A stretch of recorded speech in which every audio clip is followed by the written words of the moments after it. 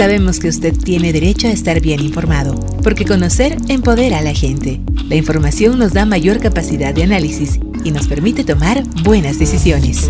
En los próximos 60 minutos, asumimos la responsabilidad de contarle lo que está pasando en nuestra sociedad. Los hechos más importantes de Cochabamba están aquí. Bienvenidos.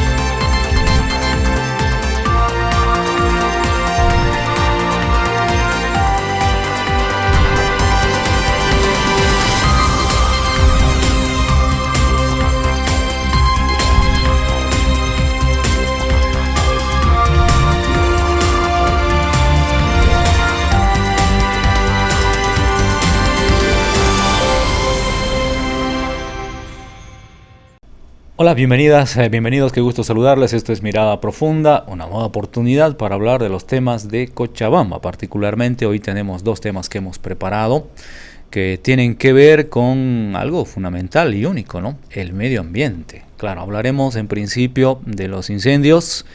En esta época del año parecen inevitables, pero en realidad sí son temas que se pueden prevenir en gran medida. Primer tema que vamos a abordar, y el segundo, de los que yo siempre he dicho, me reafirmaré, son insoslayables, por lo menos cómo se configura en la ciudad este tema, es definitivamente inevitable. El tema de la laguna. Nos han dado buenas noticias desde el municipio, de verdad nos alegra. Hoy queremos hablar en la perspectiva, ¿no?, de la laguna, pero ya en otro enfoque, ¿no? Vamos a hablar con un científico a propósito de este tema. Un especialista del área nos está visitando enseguida. Tenemos un programa preparado en esa lógica. Aguárdenos, por favor, volvemos enseguida.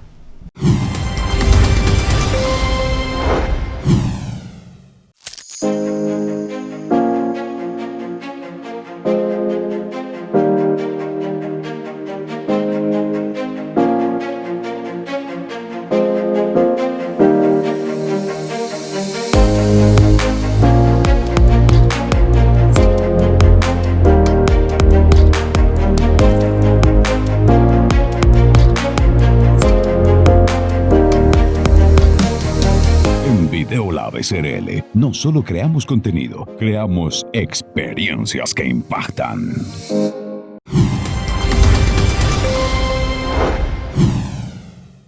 Época seca o de estiaje en esta parte del mundo, concretamente en Cochabamba, por supuesto, también se siente, y hay que mirar varios aspectos en torno a esto, ¿no? Primero, ¿qué ocurre con los incendios? Es algo que siempre va a suceder. Esto implica varias cosas. Primero, debemos estar preparados.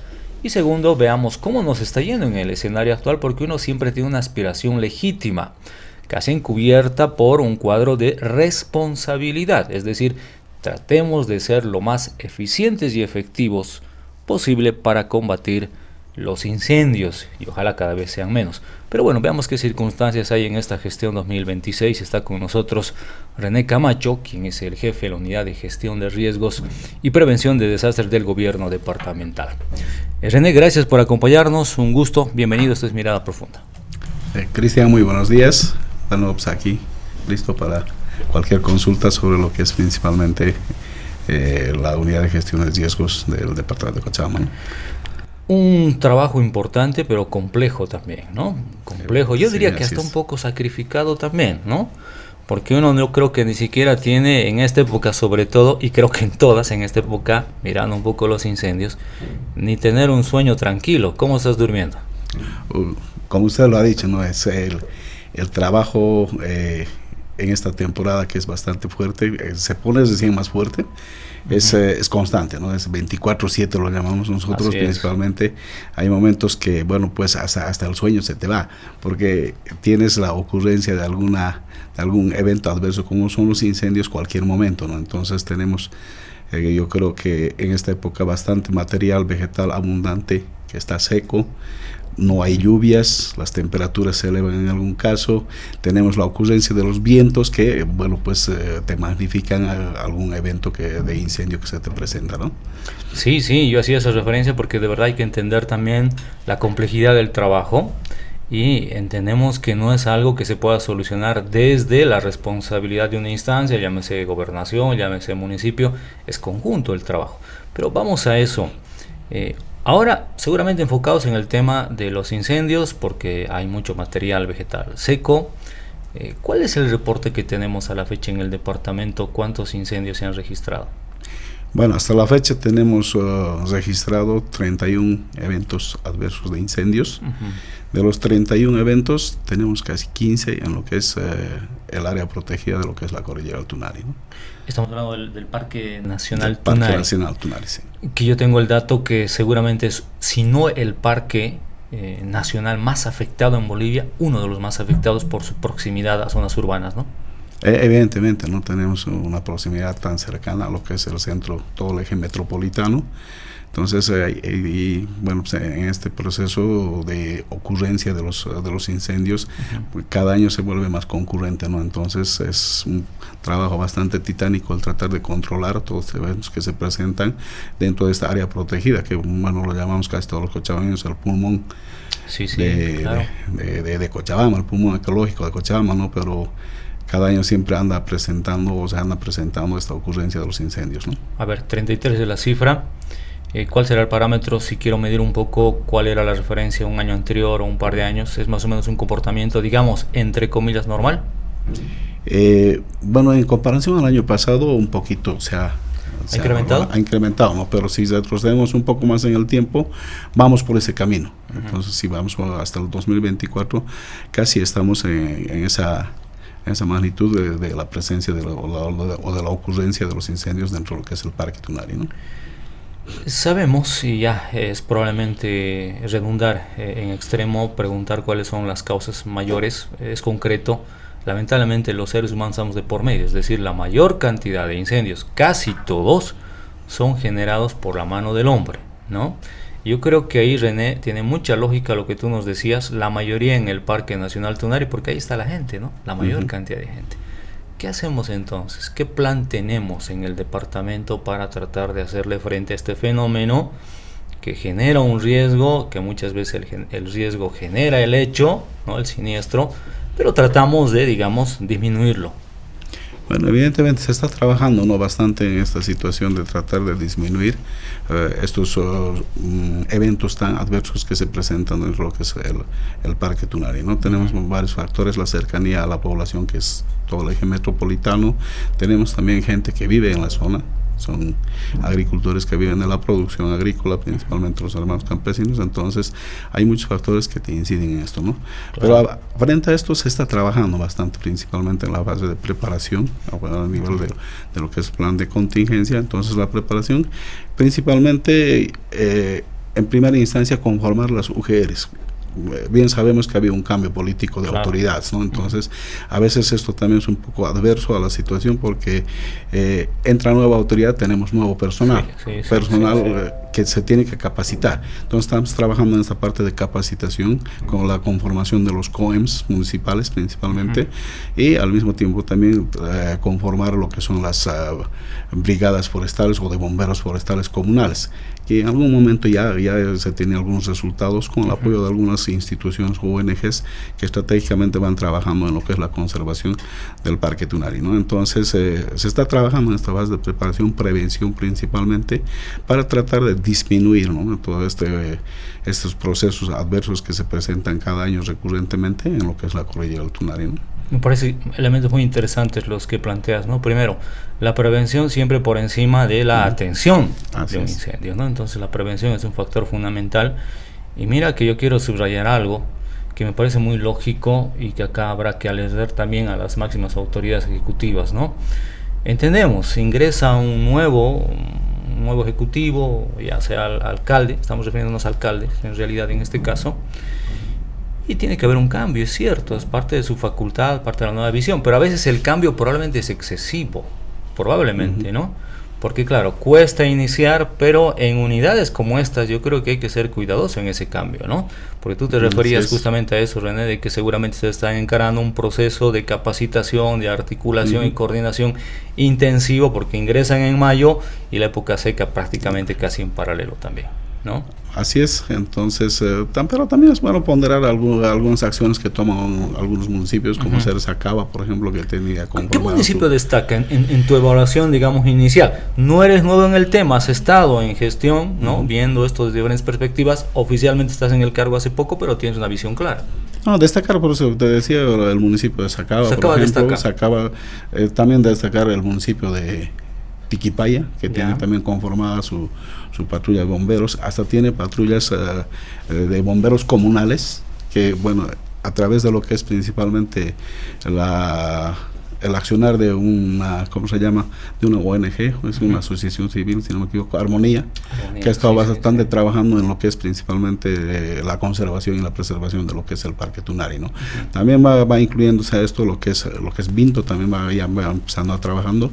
Entonces estamos en esa fase, ¿no?, de principalmente preparación, la organización o la articulación y la coordinación de la UGR de la gobernación con el resto de las UGRs de los municipios, y también de la misma manera con estos equipos de primera respuesta que bastante fuertemente coadyuvan. ¿Cuáles son los equipos de primera respuesta? Estamos hablando, por ejemplo, de SAR Bolivia, SARFAB, SBLAP. ¿Podríamos llamarlos voluntarios? Voluntarios, sí. Voluntarios que, bueno, van trabajando conjuntamente en coordinación con nosotros, principalmente a partir de la detección de algún foco, por ejemplo, que podríamos decir foco de calor, entonces inmediatamente coordinamos con ellos para que ellos puedan coadyuvar en sofocar algo de estos incendios forestales, ¿no? Entonces tenemos varios, como por ejemplo TASNUC, GEOS, BEAR, bomberos mismos de la policía.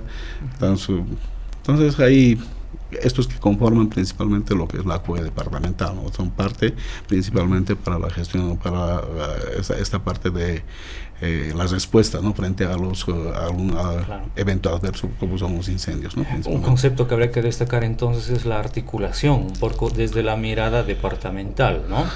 Y ahí quiero agregarle otro actor que también me parece interesante, René, lo has planteado hace un momento, lo rescato, tiene que ver con las brigadas comunales. Hasta donde yo entiendo es la participación activa de quienes viven en el lugar, ¿no?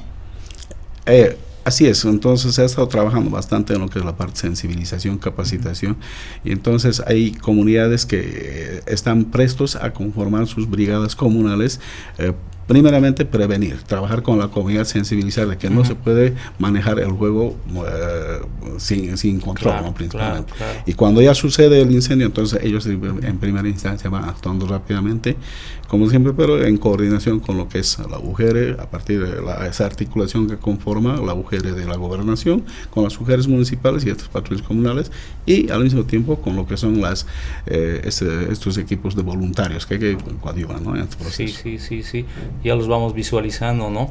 Y en mi lógica, no técnica, sino más bien, insisto, en una lógica que puede ser no muy lógica, tú me vas corrigiendo, creo que es fundamental justamente que quienes viven en el lugar sean los primeros en reaccionar en base seguramente a un cuadro de capacitación y un protocolo. Luego seguramente los equipos de primera respuesta, las UGRs de los municipios, coadyuvados, me imagino, por la gobernación. ¿Hay una lógica en este sentido? ¿Nos podrías comentar? Evidentemente, ¿no? Entonces, a través de esta lógica que nosotros seguimos es principalmente, tenemos un centro de monitoreo a través de cámaras de todo lo que es el eje metropolitano y principalmente la parte de Valle Alto. Entonces, a través de eso identificamos los focos de calor en el día, y a través de los, ¿cómo se llama?, de las UGRs municipales, entonces a partir de la identificación, entonces las UGRs colaboran en la afirmación del suceso que se está dando, ¿no? Entonces, a partir de eso, entonces las UGRs ya actúan con las comunidades principalmente, ¿no? Llamar al dirigente si realmente es un incendio que se está provocando, o puede ser alguna actividad de chaqueo controlado que se podría ver que genera evidentemente humo, pero a partir de eso entonces ya viene lo que es la primera respuesta con la UGR municipal, la UGR de la gobernación, que rápidamente articula y coordina su acción como primera respuesta para sofocar este proceso, ¿no?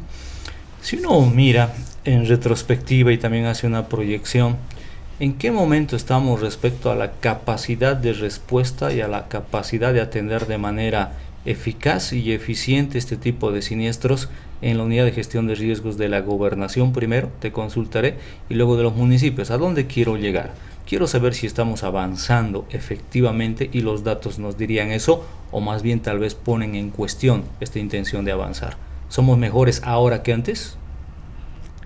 Bueno, a lo que yo tengo poco ya de conocimiento sobre esta situación, hay un equipo bastante capacitado dentro de lo que es la UGR de la gobernación, la cual está coordinando todas estas acciones con las UGRs municipales, entonces conformando primeramente, como le decía, sus COEMs, y en segunda situación estaríamos preparando estas o conformando estas patrullas comunales, ¿no? Entonces yo diría que vamos avanzando.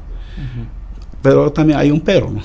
¿Cuál es ese pero? Como le decía, la situación, por ejemplo, que se nos da esta parte de que la inestabilidad laboral del personal principalmente, entonces eso nos frena un poquito a avanzar más. Probablemente se avanza 2 pasos, retroceso 1.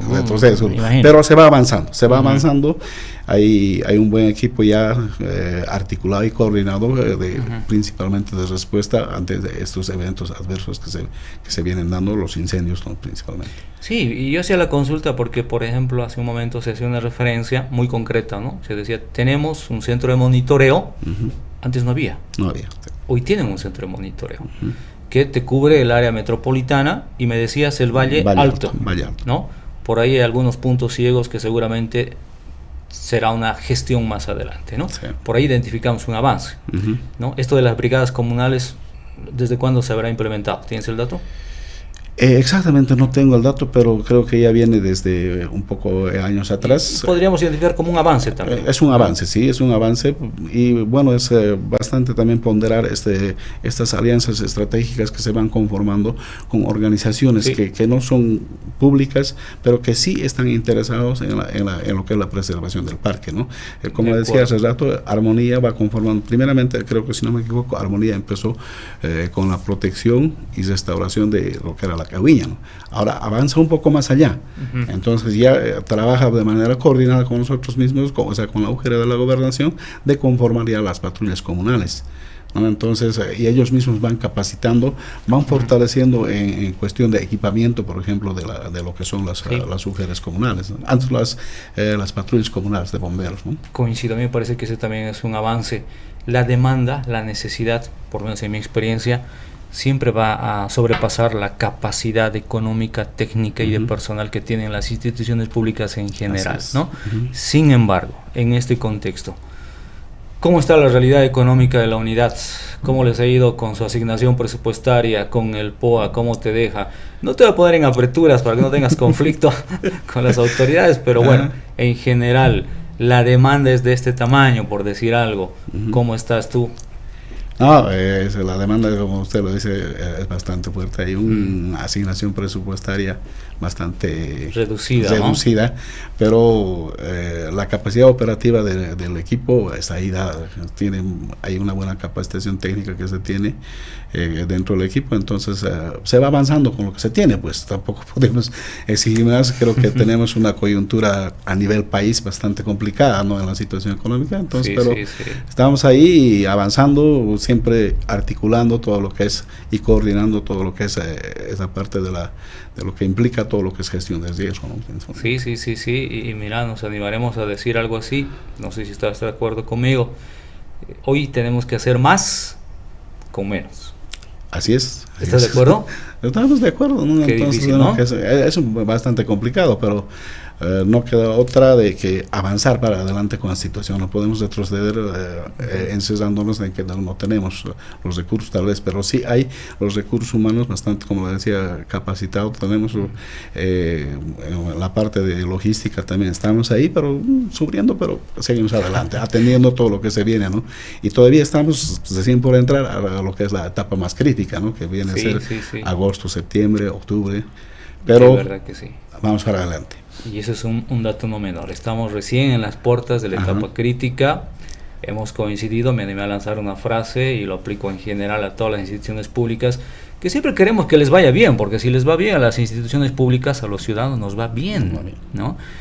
Lo cierto es que en este marco de crisis hay que hacer más con menos. Así ¿no? es. Y lo remarco porque, claro, estás en un inicio de gestión también, éxito. No me voy a despedir, sino con una última, más que pregunta, casi de rigor por la naturaleza de este diálogo. Recomendaciones precisas, unas 2, 3. Si somos parte del problema, tuviéramos que sentirnos ajenos a esto y pensar equivocadamente que alguien más lo va a resolver. Pero si queremos ser parte de la solución, tendríamos que tomar atención para decir, a ver, ¿cómo puedo yo ayudar a que la incidencia, en este caso concreto de incendios, sea menor? A ver, ¿qué le dirías a la gente? Bueno, principalmente a la población, tanto de la cordillera como de abajo, entonces evitemos el uso del juego. Entonces, de ambos lados hay esta situación de usar el juego, ¿no? Principalmente, y en esta época que es tan crítica, la época de estiaje, que tenemos material abundante, seco, vegetal seco, entonces que en algunos casos por una chispa se nos genera una magnitud bastante grande de un proceso de incendio, ¿no? Entonces, trabajar desde la familia, trabajar con los niños, que a veces hasta los niños nos educan a nosotros. Yo diría que es el mejor camino, además. Entonces, empezar desde allá, entonces trabajar tanto con las familias y bueno, pues para evitar estos procesos principalmente que tan recurrentemente año tras año se nos presentan, principalmente en lo que es la cordillera del Tunari o nuestro Parque Nacional Tunari, ¿no? Principalmente, ¿no? Entonces, evitemos los chaqueos, y si en algún momento hacemos el chaqueo dentro de nuestro sistema productivo, por lo menos sea controlado o en horas de la mañana, que es menos viento, menos calor, entonces no se te va a propagar. Entonces, conformemos, o si no, estas, ¿cómo se llama? Estas franjas de seguridad, para que no se expanda el fuego principalmente, ¿no? Entonces, y de esta manera pues vamos a cuidar pues nuestro tan querido Parque Tunari y al mismo tiempo vamos a cuidar lo que son nuestras fuentes de agua. Tanto hablamos de que la recarga hídrica viene de allá, y es verdad, ¿no? Entonces toda la recarga hídrica del subsuelo principalmente, entonces de la mapa práctica viene de allá, ¿no? Entonces, bueno, y vamos a tocar el corazón pues de toda la gente, de que no provoquemos este incendio, ¿no? Que en algunos casos, todos, como usted decía a un principio, una gran parte es por acciones antrópicas. Sí, por no decir toda, ¿no? Casi. Me sumo plenamente a la recomendación que da usted, René Camacho, el jefe de la Unidad de Gestión de Riesgos y Atención a Desastres. Siempre es mejor prevenir, es una tarea que creo que hay disponibilidad plena de atenderla, porque lo otro es atender el desastre, atender ya el siniestro, y eso es lo que no se quiere, ¿no?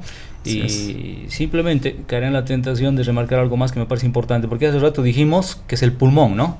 Pero también es la fábrica de agua. La fábrica de agua. Y acaba de hacer la recarga hídrica, ¿no? La carga hídrica.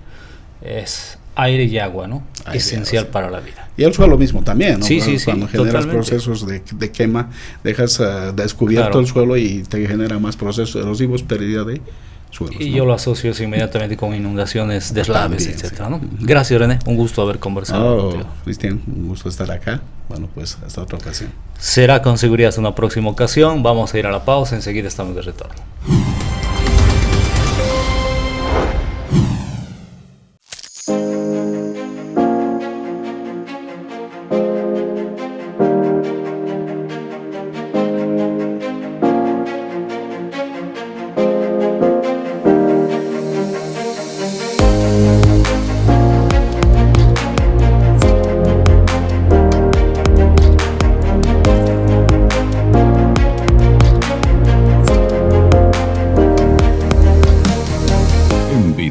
SRL, no solo creamos contenido, creamos experiencias que impactan.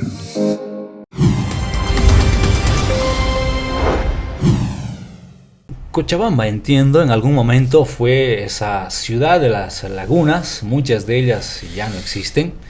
Recuerdo una en particular porque la tengo grabada en la memoria como una postal, la Laguna Cuéllar, donde hoy es el estadio. Algunas otras todavía existen, pero creo que ninguna se ha salvado de en algún momento estar en crisis. Hoy nos vamos a referir a una en particular que creo que es un emblema y que además tiene una historia muy interesante porque la historia, si uno revisa, dice que fue en gran medida ampliada en su capacidad, si usted quiere, construida por prisioneros paraguayos. Me refiero a la laguna de Alalay, ¿no? Que es una especie de laguna que se diseñó para evitar inundaciones en la ciudad. Pero bueno, más allá de esta referencia, yo quiero invitarle a que siga este diálogo porque hoy tenemos un invitado especial, conoce muchísimo de este tema. Le voy a dar la más cordial bienvenida a Edgar Goitia Arce. Él es ecólogo acuático y además director de la Unidad de Limnología y Recursos Recursos Acuáticos de la Universidad Mayor de San Simón. Le agradezco muchísimo estar aquí. Para nosotros, le decía extra cámaras y me ratifico, es una linda oportunidad de conversar con usted sobre un tema que por supuesto es casi inevitable, insoslayable, hay que abordarlo y que mejor desde esta perspectiva también. Bienvenido. Gracias, Cristian, y estamos aquí dispuestos a cualquier colaboración que podamos hacer. Quiero comentarle algo. El alcalde hace un poquito más de una semana realizó una inspección a la laguna. Me pareció muy interesante lo que él decía, ¿no? Con mucha seguridad le decía a Cochabamba, la laguna está en su mejor momento. Y yo no le creí mucho, porque creo que no se puede decir eso. Me pregunté varias cosas y me pareció una extraordinaria oportunidad. Decía, quisiera hablar con alguien que conoce del tema, para ver en qué momento está la laguna, entre otras cosas, pero sobre todo para ver que, asumiendo que hay tareas pendientes por hacer, ¿qué se tendría que hacer? Porque hoy se está hablando de una segunda fase y hay anuncios. Vamos por partes. ¿Cómo está la laguna hoy en su criterio? Bueno, ahora está mejor que antes, porque antes realmente estaba muy mal. Casi se muere la laguna, ¿no? Prácticamente se murió porque se secó prácticamente. No entraba agua, lógicamente la tasa de evaporación es muy alta y se fue secando. Entonces, bueno, fue bueno aprovechar también de dragarlo en ese momento, ¿no? Que ya estaba casi seco, entonces mejor dragarlo. Entonces, luego ha entrado agua más limpia, ¿no? Y como que ha vuelto a renacer la laguna. Sí, eso sí está en mejores condiciones que lo que estaba antes. No en las óptimas, pero sí en mejores condiciones. Claro. Y ahí yo quisiera reafirmar y decir, coincido con usted, ¿no? Yo creo que sí, es evidente, sería una locura decir que está peor que antes, porque creo que no se puede, ¿no? Recuerda, en ese momento tuvo una mortandad masiva de peces, era un foco de contaminación, etcétera, ¿no? Sin embargo, ¿qué implica el momento actual? Y yo le planteo ya un primer elemento que quiero comprender. ¿Se puede hacer un tratamiento adecuado siendo que las fuentes de contaminación no se han cortado? ¿Por qué no se han cortado? Bueno, la mayor parte de las fuentes de contaminación sí se han cortado, ¿no? Porque antes entraban directamente a la laguna. O sea, todos los desagües de las casas que están alrededor iban directo a la laguna. ¿Pero no siguen ingresando? No, CEMAP ha hecho un trabajo, me parece, ¿no? De lo que tengo entendido, bastante interesante. Han creado todo un desagüe.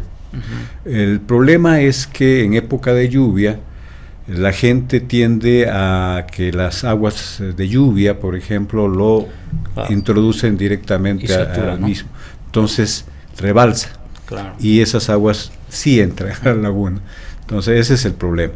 Entonces hay desagües pluviales, pero no sé cómo funciona eso.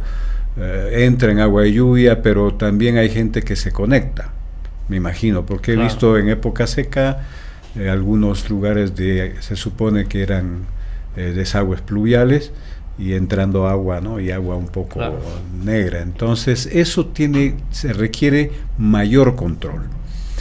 El principal afluente es el río Rocha. Sí, y la verdad que yo me pregunté un poco por eso. Lo primero que usted dice me parece correcto. Yo tengo el dato, es probable que lo esté asumiendo de otra manera, porque lo dijo el alcalde. Dijo, necesitamos ahora hacer una franja de coronamiento o coronación. Ahí me dio la idea de que está pendiente ese tema, ¿no?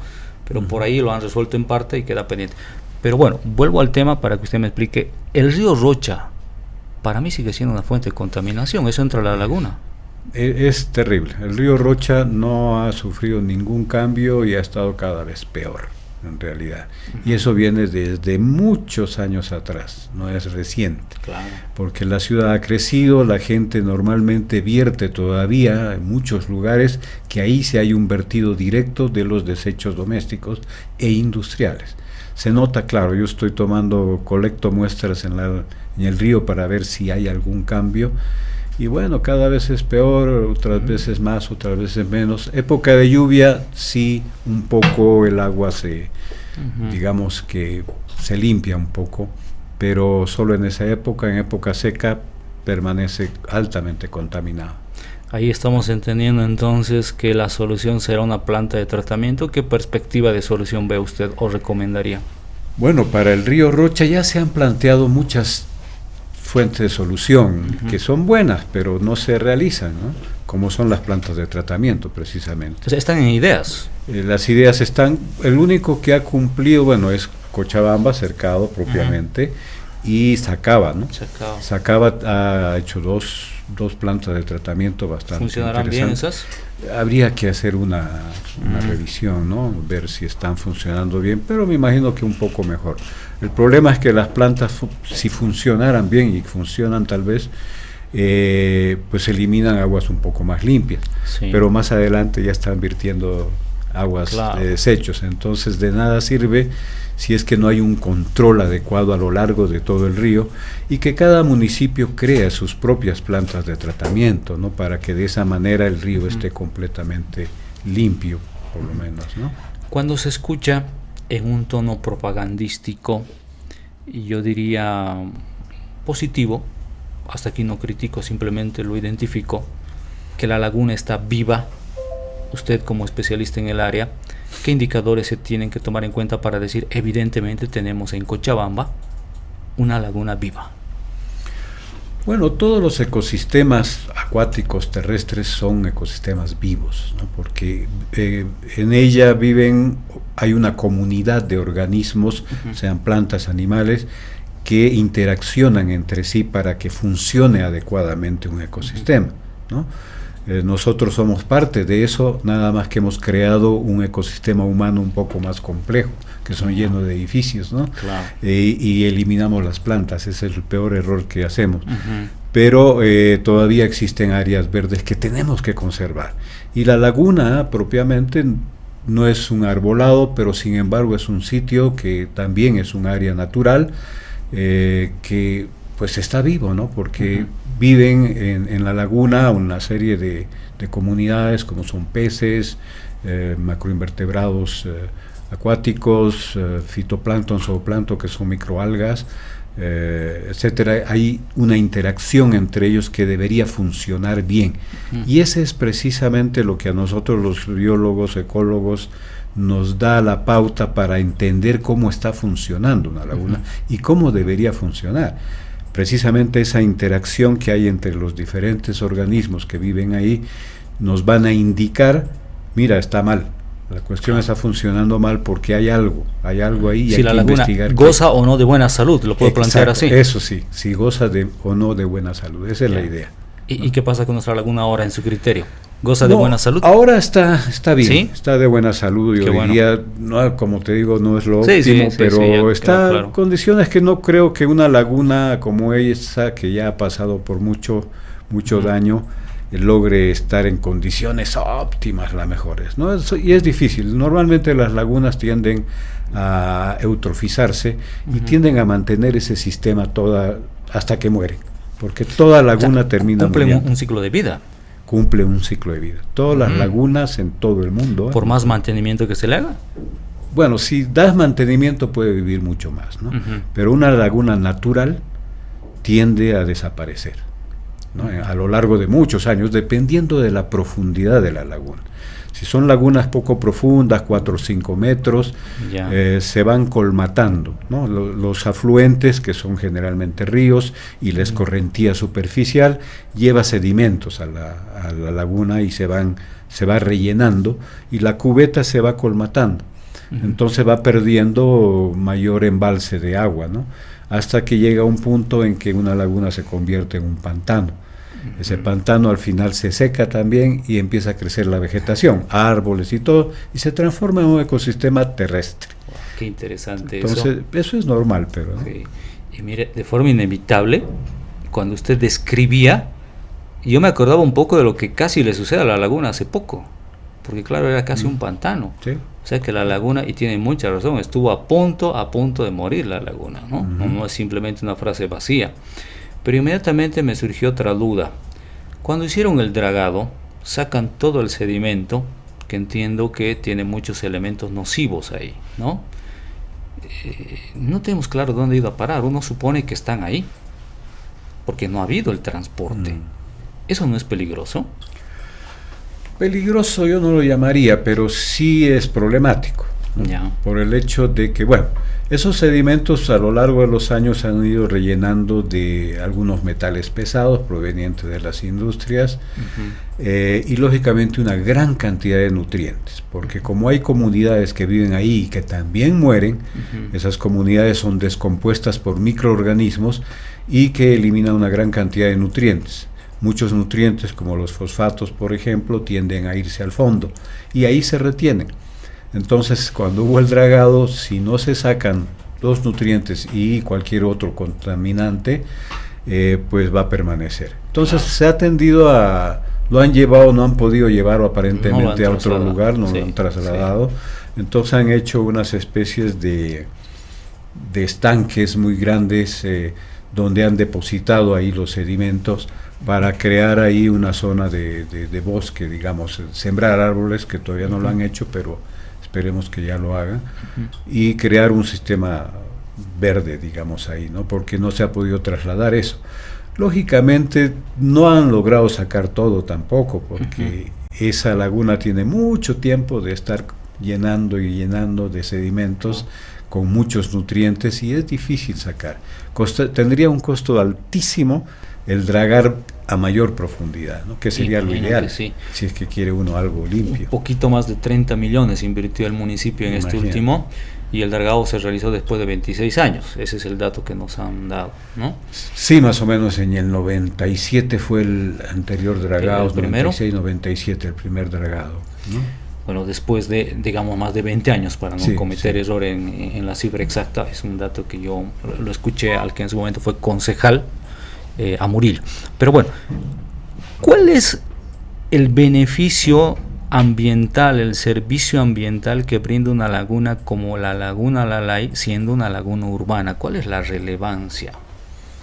Bueno, desde el punto de vista urbano, una laguna, con los elementos que tiene las comunidades que viven en ella, especialmente el fitoplancton, que son microalgas que viven en el agua, que por cierto cuando se desarrollan muchísimo se torna verde la laguna, ¿no? Entonces son las que hemos observado en la laguna.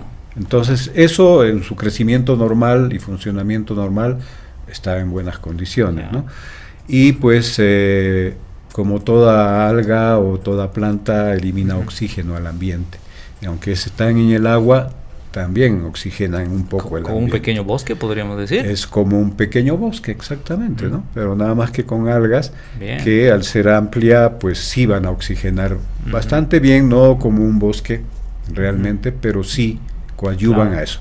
Además, la evaporación normal que tiene toda laguna, pues humedece un poco el ambiente, que Cochabamba es muy seco, la región es muy seca, y pues contribuye a eso, un poco de humedad, mayor oxigenación, y si a la laguna todavía la rodeáramos de más vegetación, más árboles, sería muchísimo mejor. Además de eso se convierte en un excelente corredor, un corredor biológico, un corredor el que permite a que, por ejemplo, las aves, en este caso las aves acuáticas que requieren entrar al agua, consumir alimento, etcétera, puedan ir de digamos de laguna en laguna o de lugar acuático a otro y ir migrando a diferentes lugares, ¿no? Y solo voy a hacer un paréntesis aprovechando que usted nos está acompañando. Qué impresionante eso de la migración de aves, ¿no? O sea, van de extremo a extremo hasta donde he escuchado, y a veces es difícil imaginarse, van desde el sur de Argentina hasta el norte de Canadá, he escuchado. Algunas, ¿no? Algunas aves tienen esa migración. Otras aves son en el área sudamericano, por ejemplo los flamencos, por ejemplo, que son más de altura, sin embargo llegan a Cochabamba, a la laguna, se ha observado algunos flamencos. Una maravilla eso, y bueno, vuelven hacia el altiplano, donde van a las lagunas allá a alimentarse, etcétera, ¿no? Andan siempre migrando. Hay unos que son permanentes, algunos tipos de patos, etcétera, que viven ahí, ya se han establecido, otros que van migrando. Hay unos que dicen el pato cuervo, que es una ave negra que va entre el río y Chilo, Ya. y que a mí me ha extrañado mucho observarlo en la laguna Lalay. Normalmente está en las partes bajas, ¿no? Ya. Y lo he visto en la laguna Lalay también. Lógicamente buscan alimento. Como van Claro, migrando, sí. encuentran agua, lógicamente van y buscan alimento. Si hay peces, pues ese pato cuervo se alimenta de peces. Y algunos otros patos también, y de macroinvertebrados, insectos y todo eso que viven en el agua. O sea, se convierte en un ecosistema muy, muy interesante y que nos ayuda a tener lo que te he mencionado en el ambiente, ¿no? Y que es más agradable también. Clarísimo eso. En esa lógica, porque hemos comprendido la importancia y la relevancia de un lugar, de un espacio como ese, ¿no? Para las aves, para los microorganismos inclusive, etcétera. ¿Es compatible con algunos proyectos y seguramente con otros no? Es una hipótesis que yo estoy manejando. Porque claro, hay lagunas que tienen más intervención civil, ¿no? Hay algunas lagunas que son concebidas como entretenimiento y otras más bien se inclinan, entiendo, por una especie de preservar lo más posible de la naturaleza, inclusive creo que la llaman una especie de santuarios, ¿no? Lo que hoy hemos escuchado son 2 o 3 anuncios, ¿no? Hace algún tiempo atrás, el que era secretario de planificación del municipio, de la misma gestión por supuesto, la de Manfred Reyes Villa, decía: queremos algo así como el Central Park de Nueva York. ¿Ya? Lo tengo anotado porque me quedó en la memoria, ¿no? Está ahí además el video. Y dije, bueno, no sé si será la mejor idea. Y hoy hemos escuchado decir que, claro, se va a fortalecer la ciclovía, se va a generar una nueva plataforma para espectáculos musicales ahí en un sector. ¿Es compatible? Mire lo que yo imagino en lo esencial y elemental. Si quiero aves ahí y pongo un concierto a un lado, yo imagino que no es compatible. Pero me dirá usted. Bueno, la verdad es que no es muy compatible, que digamos, ¿no? Yo no estaría muy de acuerdo en que coloquen cuestiones así para conciertos. Por supuesto que las vías de ciclismo y de correr es excelente porque es el mejor lugar, si hay vegetación, un buen lugar donde uno puede hacer deporte, ¿no? Eso está bien porque tampoco ocupa mucho campo. Y dejar un área bastante verde que sería el que oxigene realmente mejor el ambiente en Cochabamba, que está bastante contaminado, ¿no? Y yo creo que construir, no debería existir ninguna otra construcción más de las que ya han hecho, ¿no? Ya no debería hacerse más. Se pretenden, bueno, hay canchas en la zona sur, por ejemplo, pero unas canchas muy mal estado, demasiadas se han ido agrandando cada vez más, tiene que haber un control más fuerte ahí para hacer menos canchas de fútbol, pero tratarlas de hacerlas bien, porque también se vuelven un basural, la gente va, juega y hace, bueno, sus necesidades, todo es un desastre, esa parte sur, ¿no? Entonces, hay que recuperar en realidad esos espacios. Hay que recuperar esos espacios, pero de manera verde, ¿no? No construyendo más cosas, porque realmente las aves, si van a haber construcciones, ya las aves tampoco van a pasar, van a decir, ahí hay intervención, claro. Me puede pasar algo, digo, me pongo a pensar. Claro, y, es lógico. Y lógicamente no se van a acercar, algunas se van a escapar, el ruido van a empezar a hacer, ya de hecho, ruido que sea muy esporádico de vez en cuando, no hay problema, ¿no? También depende de los decibeles que haya en el sonido, eso puede afectar a los organismos, ¿no? Entonces no es conveniente, yo creo que no debería hacerse ningún tipo de construcción, por más bonito que se vea, pues claro, estamos en una zona urbana en la que todo quieren hacer dentro de la laguna, ojalá ya esto, estatuas y una serie de cosas que yo lo dejaría así. Presumo que no le gusta la idea del Central Park. No, porque el Central Park ha sido creado. O sea, una laguna puedes crearla también, ¿no? Tú haces un hueco y llenas de agua. Porque el Central Park es más parque que laguna, ¿no? O sea, claro, tiene sus lagunas chiquititas, claro, pero... tiene lagunas, pero ya han sido formadas por él. O sea, habían charcos que han aprovechado y los han creado, los han formado. Y los cuidan bastante bien. Y yo diría que o es parque o es laguna. Eso. Yo creo que la laguna está bajo una ley de protección. Claro. Pero protección como área natural, no protección como área urbana, como parte de un parque, sino como área natural, como lo está la serranía también, ¿no? Entonces, permitir el crecimiento urbano en esas zonas, va contra la ley y no debería hacerse, ¿no? De ninguna manera. Qué buena referencia la que usted hace, le agradezco mucho porque no perdamos la esperanza. Si bien es cierto, en Bolivia las leyes no se cumplen como se debería, pero la referencia es importante y hay que decirle en este tipo de espacios. Hay una ley, por supuesto, que se crea para preservar y conservar la laguna, ¿no? A propósito de eso, ¿qué conoce del CREMPLA? ¿Usted es parte del CREMPLA como institución? No. Sí, somos parte del CREMPLA. La universidad está como una institución dentro del CREMPLA también, claro, ¿no? Ha sido llamada para participar. Y justo la unidad que usted dirige también. Justamente, sí, hay 2 unidades básicas que nos han invitado de parte de la universidad. Nos han nombrado, que es el Centro de Aguas y la ULRA, que somos nosotros, ¿no? Que es precisamente para ver cómo está funcionando la laguna. A mí me parece que el rol que juega la universidad siempre ha sido absolutamente importante. He visto inclusive materiales, los que hoy nos guían son los que ustedes han hecho, los pocos que han hecho, creo que deberían haber hecho más, ¿no? ¿Sabe por qué le digo esto? Porque quiero preguntarle si hoy el municipio está escuchando al CREMPLA. Bueno, ese es un conflicto constante, ¿no? Lógicamente el municipio quiere hacer muchas cosas, ¿no? Como las cosas que menciona, pero hay cosas que son incompatibles con el medio, entonces no se pueden hacer y como que no le gusta al municipio o esto, pero al final nos estamos poniendo de acuerdo. Últimamente nos hemos puesto de acuerdo y estamos tratando de que la laguna sea realmente un sitio natural, seminatural, porque tampoco lo es porque está rodeado de casas, pero por lo menos tienda a eso, ¿no? Y que ayude a la preservación precisamente de las aves, que hay muchísimas que llegan, y el ecosistema mismo que funcione adecuadamente, evitando que haya problemas, ¿no? Qué bien eso que usted nos dice, que obviamente no es un proceso de construcción, seguramente a momentos no estará muy de acuerdo, pero finalmente saber que el CREMPLA, aunque hace rato que no escucho demasiado del CREMPLA, no quiere decir que no estén trabajando, sino simplemente tal vez no se ha visibilizado el trabajo, pero usted me dice al final nos estamos poniendo de acuerdo, ¿no? Y creo que la mayoría de la gente va a coincidir, bueno, no sé si la mayoría, pero creo que habrá nomás que ponerse firmes en la posición de que hoy Cochabamba necesita áreas naturales, ¿no? Y mire, voy a dirigir mi atención en la parte final de la entrevista, pidiéndole por favor que nos dirijamos ahora un poquito más al oeste, Coñacoña, un poquito más allá que Namari. ¿Cómo están nuestras lagunas en Cochabamba? Bueno, las lagunas están en el proceso que te he comentado, un proceso de secamiento. Eso realmente. No es bueno.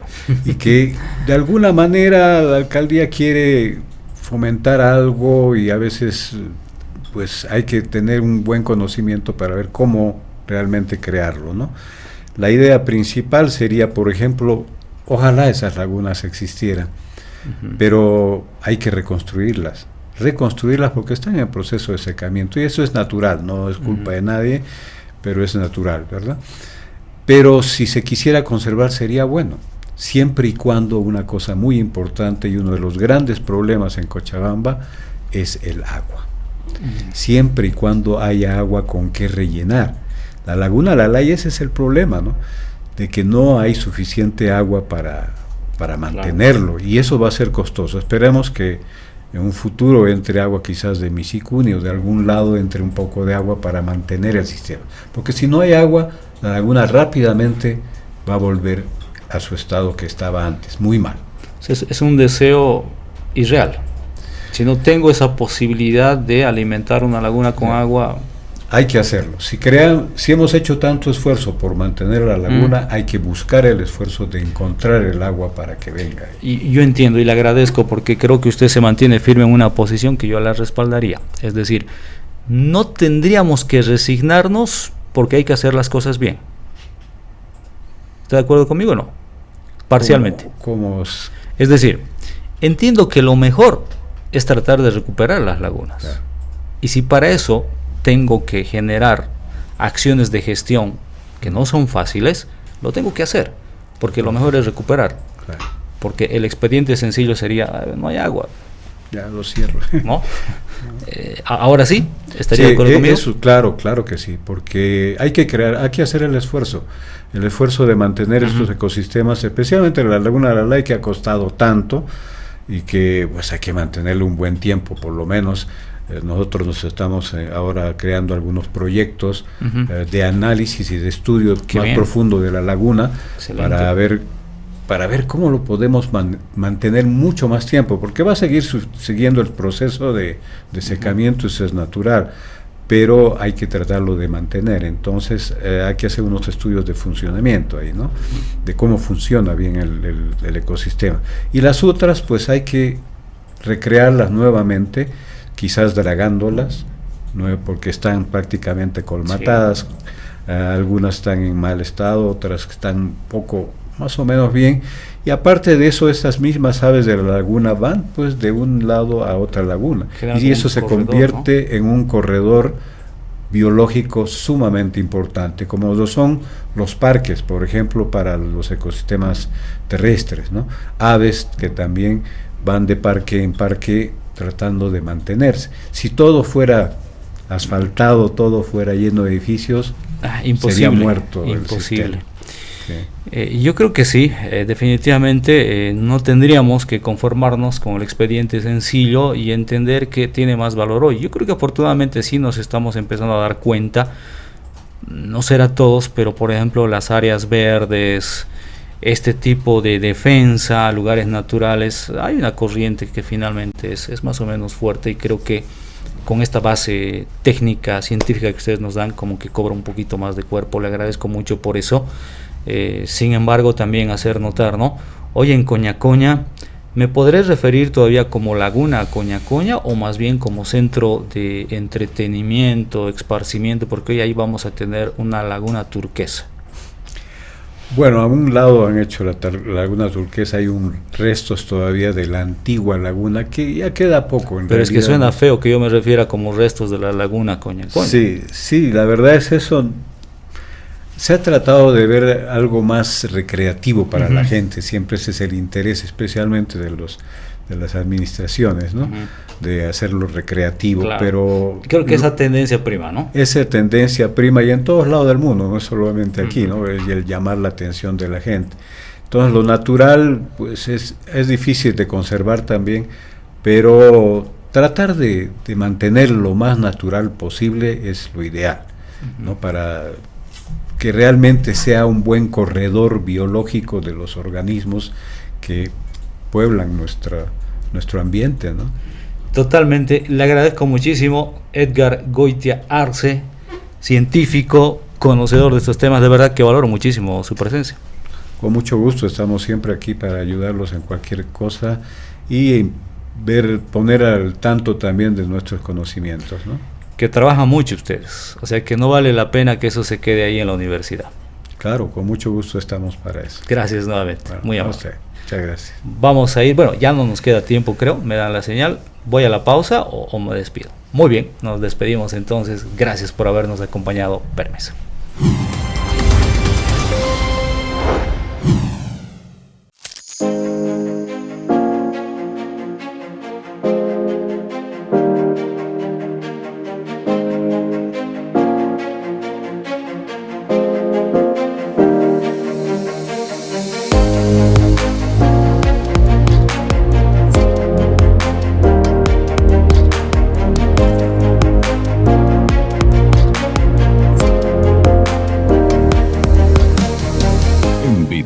SRL, no solo creamos contenido, creamos experiencias que impactan.